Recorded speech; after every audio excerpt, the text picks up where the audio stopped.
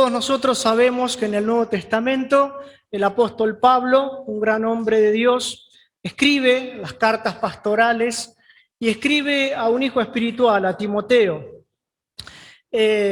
Seguramente Timoteo era un hijo apreciado de Pablo espiritual, ¿no?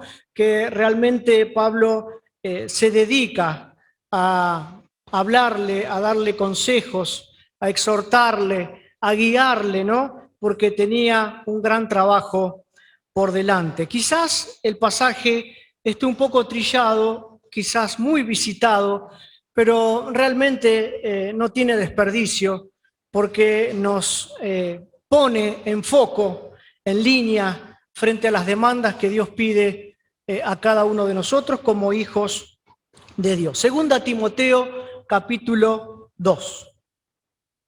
Segunda Timoteo, capítulo 2.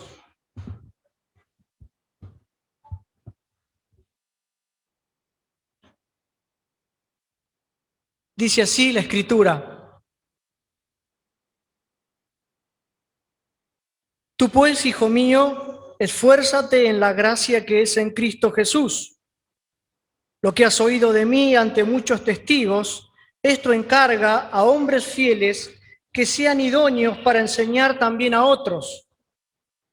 Tú pues, sufre penalidades como buen soldado de Jesucristo. Ninguno que milita se enreda en los negocios de la vida a fin de agradar a aquel que lo tomó por soldado. Y también el que lucha como atleta no es coronado, sino lucha legítimamente. El labrador, para participar de los frutos, debe trabajar primero. Considera lo que te digo y el Señor te dé entendimiento en todo. Acuérdate de Jesucristo, del linaje de David, resucitado de los muertos conforme a mi evangelio, en el cual sufro penalidades, hasta prisiones a modo de malhechor, mas la palabra de Dios no está presa.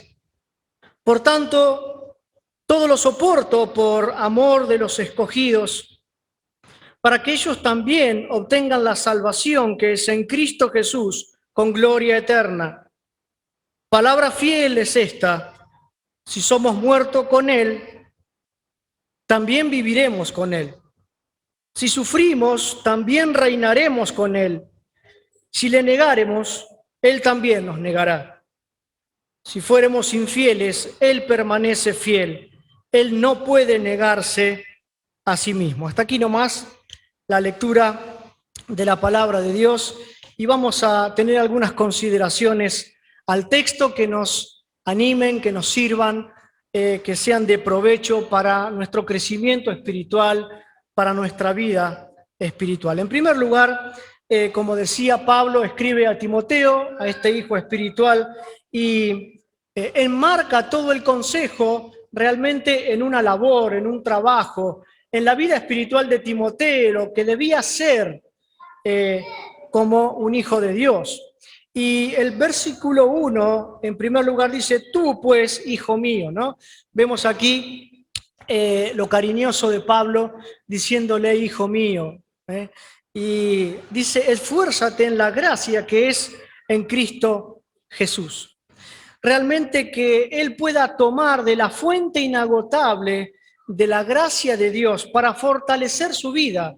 Esta es la idea del texto: revestirse de poder, tener fortaleza espiritual, tomados de la gracia plena de nuestro Dios. Revestirse de poder, esfuérzate, trabaja en esto, echa mano de la gracia de Dios que es abundante, de la persona misma de Dios, y revístete de poder. Y a mi mente venía el texto de Hechos capítulo 1, verso 8, cuando la Escritura dice: y recibiréis poder cuando venga sobre vosotros el Espíritu Santo de Dios y me seréis testigos, ¿no?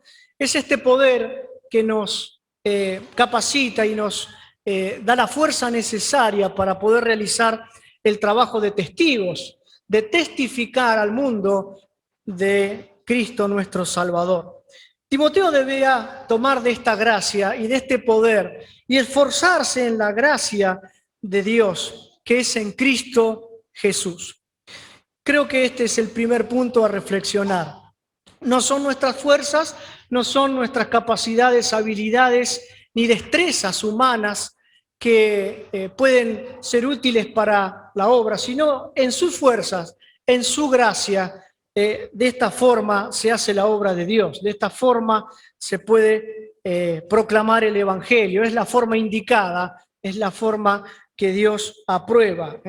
Esforzarnos en la gracia que es en Cristo Jesús y tomar de esta fuente inagotable para la vida cristiana. Ahora bien, debemos cumplir un trabajo, un ministerio, un plan establecido por Dios para cada uno de nosotros. Dice que Dios preparó obras de antemano para que anduviésemos en ellas, ¿no? Dios tiene un plan establecido para usted y para mí. Lo bueno es poder descubrir, interpretar la voluntad de Dios como Timoteo debía hacerlo y caminar en la voluntad de Dios. Pero el verso 2 dice: lo que has oído de mí ante muchos testigos, esto encarga a hombres fieles que sean idóneos para enseñar también a otros. Aquí lo que vemos es que Timoteo debía proveer para el fortalecimiento espiritual de otros.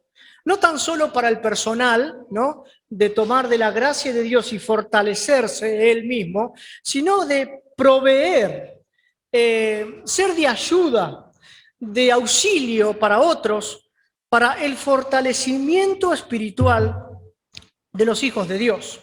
Pero Pablo dice: lo que has oído de mí, se pone él como ejemplo, y dice: lo que has oído de mí ante muchos testigos, obviamente las personas que le rodeaban. Esto encarga a hombres. ¿Cómo? Dice una cualidad: fieles. Hombres fieles. Hermanos, aprendemos por la palabra de Dios que aquellos que llevan adelante la obra del Señor deben ser fieles. Deben ser fieles. Los administradores, los diáconos deben ser hallados fieles. Esto encarga a hombres fieles. Otra palabra: que sean idóneos, que estén capacitados para enseñar también a otros. Esto es la transmisión de la enseñanza bíblica, es la transmisión de la vida en realidad, es poder proveer para el fortalecimiento espiritual de otras personas. Gloria a Dios por los hermanos que Dios ha puesto aquí en esta iglesia, que nos ayudan a poder crecer en la gracia y en el conocimiento que es en Cristo Jesús. Qué bueno es poder escuchar la palabra y aprender, ¿no? Tomarlo para sí, hacerlo propio y ponerlo en práctica de aquellos hermanos que nos ayudan y que nos exhortan, que nos dan consejo. Qué bueno es parar en el camino y tener hermanos que podamos escuchar, que proclaman, que transmiten la palabra de Dios. Esto estaba dedicado a Timoteo y Pablo le exhorta a que pueda hacerlo con toda la gracia y con todo el poder y con todo el favor de Dios. El verso 3 dice: tú pues sufre penalidades como un buen soldado de Jesucristo. Aquí vemos que el apóstol introduce tres grandes ejemplos en este párrafo y vamos a ir desgranando un poquito esto. Y el primero es el ejemplo de un soldado. Pablo exhorta a Timoteo a sufrir penalidades como un buen soldado de Jesucristo, como aquel que milita para Cristo Jesús. Sufre penalidades como buen soldado de Jesucristo. Ahora yo pensaba, ¿no?, y reflexionaba para sí y quería expresarles, ¿no? ¿Estamos preparados para sufrir por Cristo? Y yo meditaba en que estamos viviendo un momento de dificultad, ¿no? Y quizás tenemos problemas, quizás hay dificultades económicas, quizás en el trabajo, quizás en la familia. Pero ¿realmente estamos preparados para sufrir penalidades como buen soldado de Jesucristo? Y cuando vemos la historia, vemos a aquellos cristianos primitivos que realmente sufrían y daban la vida por Cristo, ¿no? Y Dios no espera menos de nosotros. Dios no espera menos de mí, ni de usted, ni de vos. Dios pide que debemos sufrir por Cristo. Ahora bien, si a Él le abofetearon, si a Él le escupieron, si a Él se burlaron, si a Él le despreciaron, si a Él le insultaron, ¿cuánto más a nosotros? Que somos sus seguidores, aquellos que queremos seguir a Cristo. Creo que en estos últimos tiempos no se enseña esto, de sufrir por Cristo, sino todo lo contrario, ¿no? De vivir una vida de comodidad, de confort. Y esto va en contra de lo que dice la Escritura. Si querés seguir a Cristo, debes sufrir penalidades como buen soldado de Jesucristo. Si querés seguir a Cristo, se van a burlar de vos. Si querés seguir a Cristo, vas a tener que pasar muchas dificultades, muchas penurias por este mundo. Porque así es la escuela de Dios y así su voluntad lo expresa. Tú pues sufres penalidades como buen soldado de Jesucristo. Y en este ejemplo del soldado, dice el verso 4, ninguno que milita se enreda en los negocios de la vida a fin de agradar a aquel que lo tomó por soldado. Hagamos de cuenta que tenemos un soldado aquí enfrente, ¿no? Y tiene una orden establecida para cumplir. Bueno, nosotros somos los soldados de Cristo y tenemos una orden establecida también para cumplir. Una voluntad expresada en la palabra de Dios. Y todo aquel que quiere seguir a Cristo debe agradarle, porque ese es el mandato de Dios. Ninguno que milita, que dice ser un soldado de Cristo, se debe enredar en los negocios de la vida. ¿Qué es esto de los negocios de la vida? Aquello que nos ata y quedamos implicados y no nos permite realizar las cosas que Dios nos pide. Ahora bien, cuando analizamos un poco nuestra vida y echamos un vistazo y comenzamos a hacer un autoanálisis, podemos ver nuestro tiempo, ¿no? ¿A qué le dedicamos nuestro tiempo? ¿Dónde están nuestras prioridades? ¿Cuáles son las cosas que están en primer lugar? Dios dice que Él debe estar en primer lugar. Buscad primeramente el reino de Dios y su justicia, y las demás cosas serán por añadidura, dice el Señor. ¿Cómo andamos con nuestras amistades? Las personas que están a nuestro lado. Dice la Escritura que los que están a nuestro lado se deben convertir a nosotros y no nosotros a ellos. Porque es fácil caer, es fácil deslizarse rápidamente y ceder frente a las adversidades y a las cosas que tenemos en el mundo, ¿no? En el trabajo, cuáles son nuestras formas de ser, cómo nos manejamos, o quizás nos quedamos haciendo cebo, como se dice, ¿no? Para que pase el tiempo más rápidamente, como todos los otros. ¿Cuál es nuestro testimonio? ¿Cómo es este comportamiento de soldado frente a las demandas de Dios? ¿Cómo usamos nuestros recursos?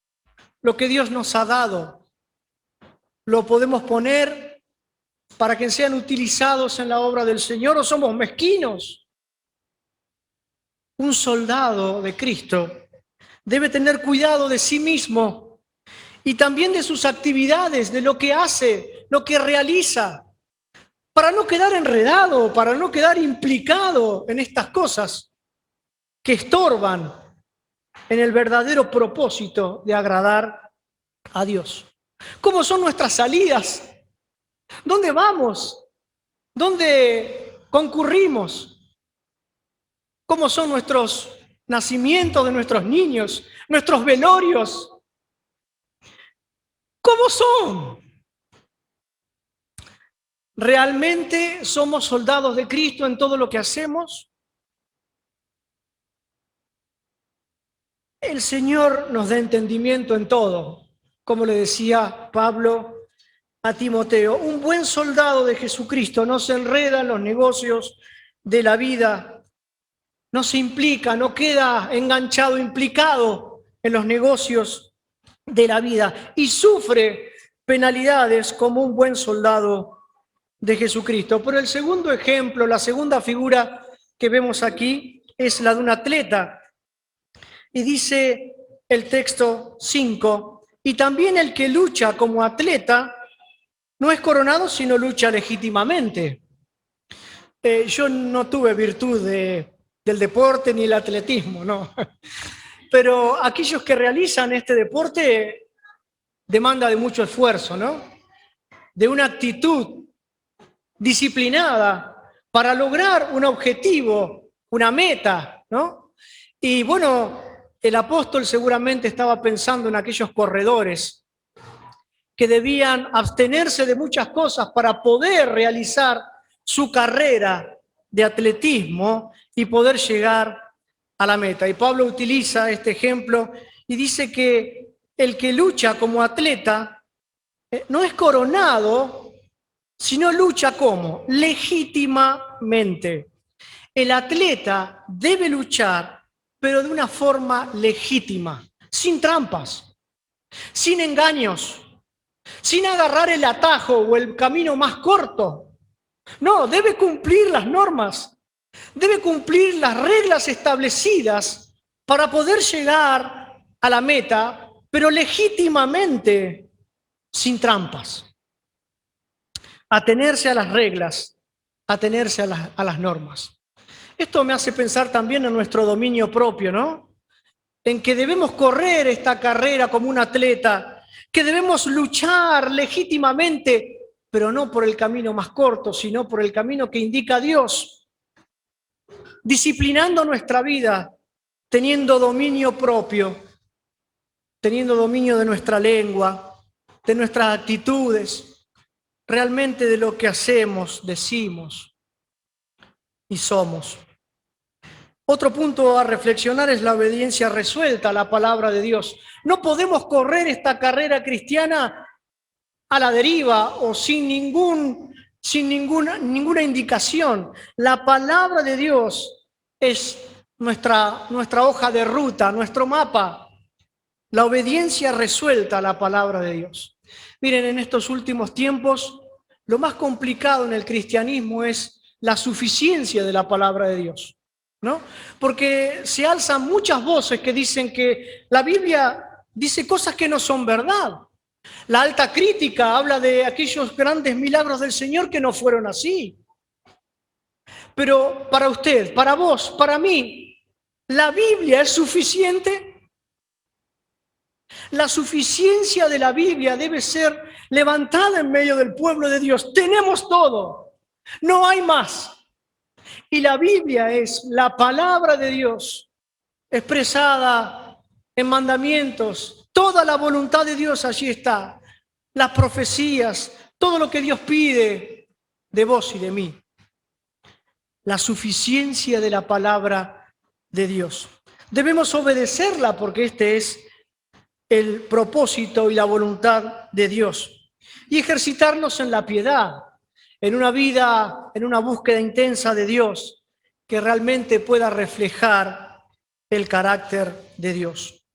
Cuando miramos hacia atrás y vemos en el camino recorrido, muchos han quedado tendidos en la carrera. Muchos han quedado atrás. Muchos han quedado descalificados antes de llegar a la meta por no mantener una vida disciplinada y correr con las normas establecidas por la Escritura. Quedaron tendidos en el camino como ejemplo de lo que no hay que hacer. Pero el Señor nos advierte que aquel que quiere luchar o que quiere correr la carrera cristiana debe hacerlo legítimamente, sin trampas.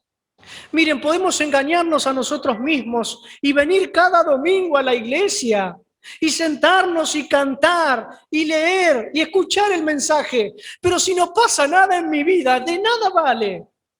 Si eso no se traslada a una vida de piedad y de obediencia, de nada sirve. Estamos hablando los miércoles del libro de Gálatas, hablando de el que es religioso, ¿no? No debemos ser religiosos, sino piadosos, que realmente nuestra vida refleje el carácter de Cristo. Debemos luchar legítimamente, sin trampas, porque Dios nos conoce y nada podemos esconder delante de Él. Estamos desnudos ante su presencia y Él nos conoce de pie a cabeza. Y aún lo interior, nuestros pensamientos, lo que pasa por dentro, Él lo conoce. No le podemos engañar. ¿Cómo estamos corriendo esta vida cristiana? ¿Como un atleta que lucha legítimamente? Pero en tercer lugar, vemos aquí el ejemplo del labrador. El labrador, dice el verso 6, el labrador para participar de los frutos debe trabajar primero, ¿correcto? Así es. Aquel que está dedicado a trabajar la tierra debe trabajar para luego ver los frutos. Y este trabajo es un esfuerzo realmente fatigoso. Es un esfuerzo que demanda trabajo, quizás mucha dedicación. El labrador, dice la palabra, para participar de los frutos debe trabajar primero. Y querido hermano, para que en la iglesia del Señor haya frutos espirituales, debemos trabajar. La obra del Señor no se hace por sí sola, ¿no? Dios nos utiliza y Dios necesita de tu vida, de mi vida, para que podamos trabajar. Trabajad, trabajad. Somos siervos de Dios. Seguiremos el camino que el Maestro trazó, renovando las fuerzas con bienes que Él da. El deber que nos toca cumplido será, dice un viejo himno, ¿no? ¿Cuánto hace que no pones la mano en el arado y trabajas para el Señor? Que tu frente no transpira, que no hay ardor en la vida cuando servimos al Señor y lo hacemos desganados. Trabajad. El labrador, para ver frutos, tiene que trabajar. Para ver personas convertidas hay que predicar y hay que trabajar. Y hay que ir a buscar al que se extravió. El labrador, para participar de los frutos, debe trabajar. Ahora bien, los frutos personales, ¿no? Cuando vamos creciendo y vemos que en nuestra vida espiritual hay fruto, qué bueno, pero también debe haber frutos en la congregación. Y vos y yo somos parte del plan de Dios y parte de la labranza de Dios. Y Dios nos puso para trabajar. Somos su labranza y aquí estamos para trabajar. Pero en estos tres ejemplos vemos que Pablo medita en un soldado, en un atleta y en un labrador. Y le dice a Pablo, considera esto.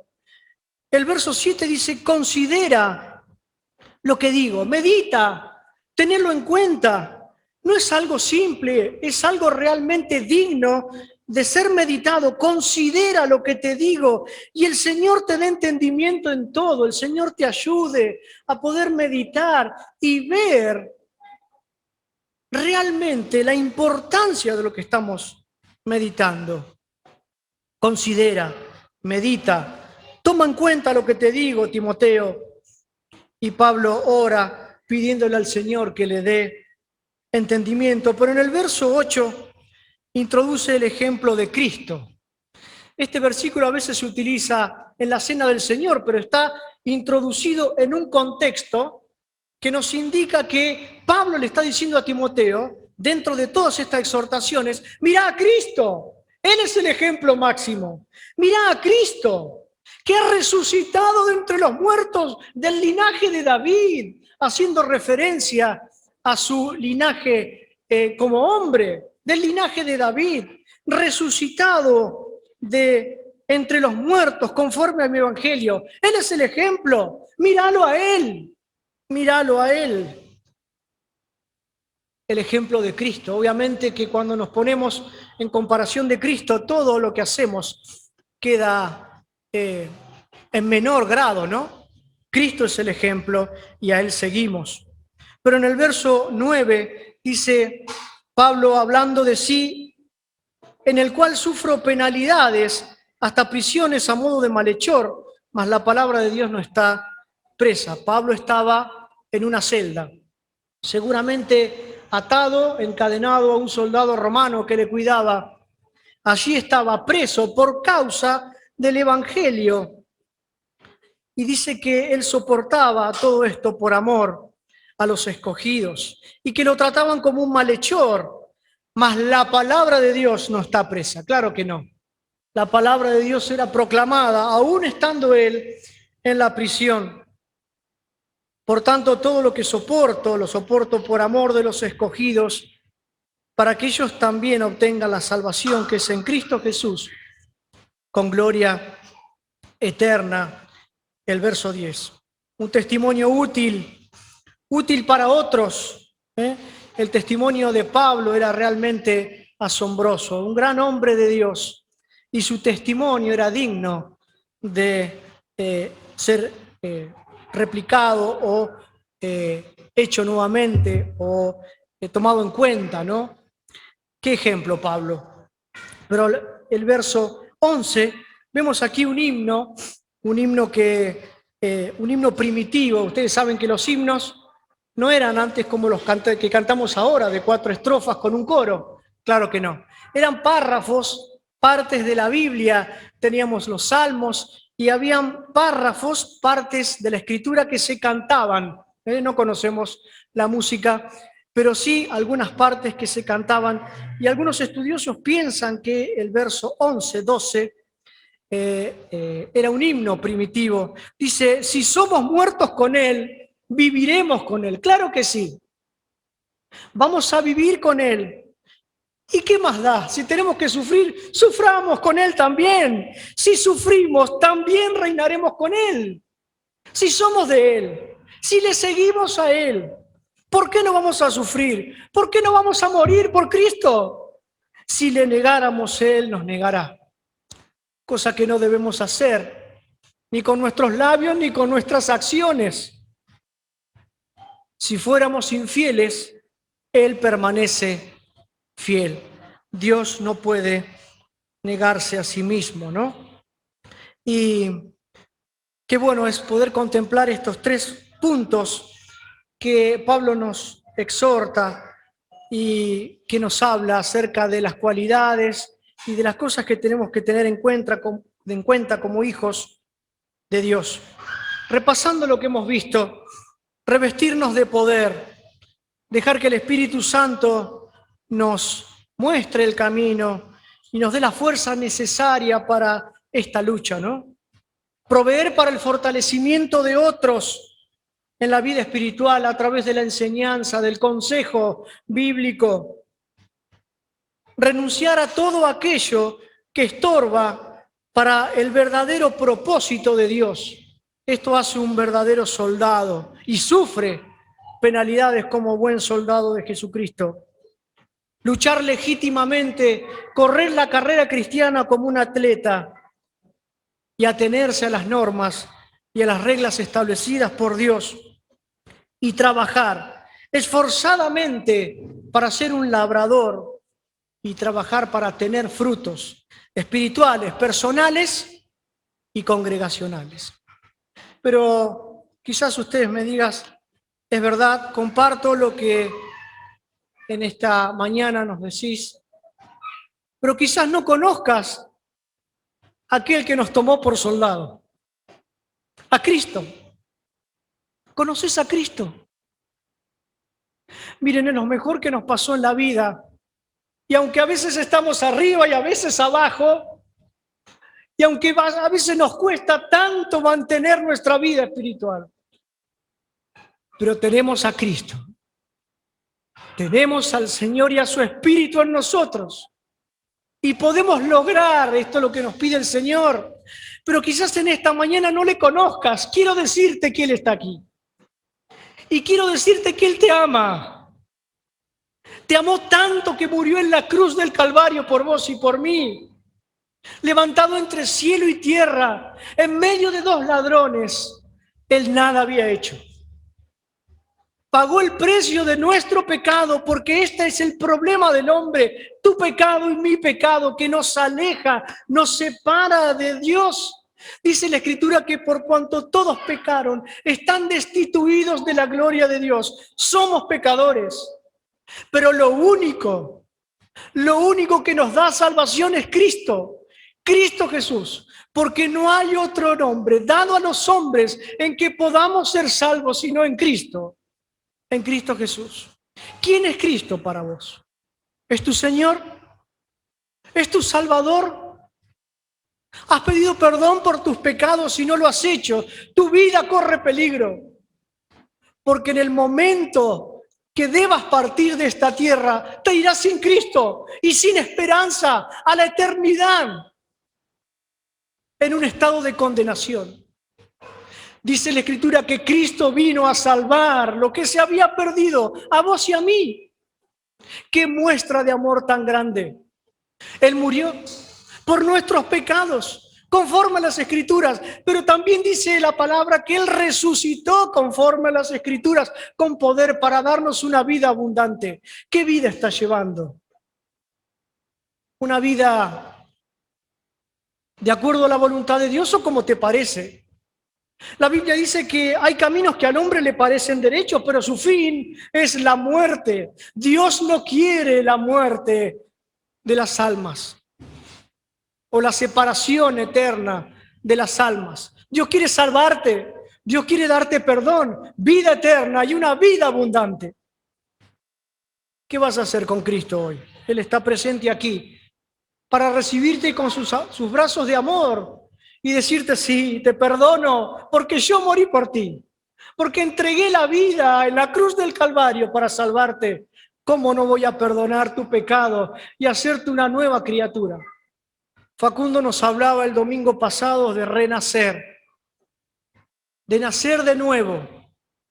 Tenés que nacer de nuevo, no del vientre de tu padre, sino espiritualmente, arreglar las cuentas con Dios y pedir perdón, confesar tu pecado y recibir a Cristo como tu Salvador. Él está aquí entre nosotros para que puedas arreglar las cuentas. Mirad a mí y sed salvos todos los términos de la tierra, dice la Escritura. Hoy es el momento para que puedas creer en Cristo como tu Salvador y comenzar esta milicia como un soldado y comenzar esta carrera como un atleta y ser un labrador para tener frutos. Que el Señor bendiga nuestras vidas, su palabra en nuestros corazones y que sea de provecho para nuestra alma. Amén.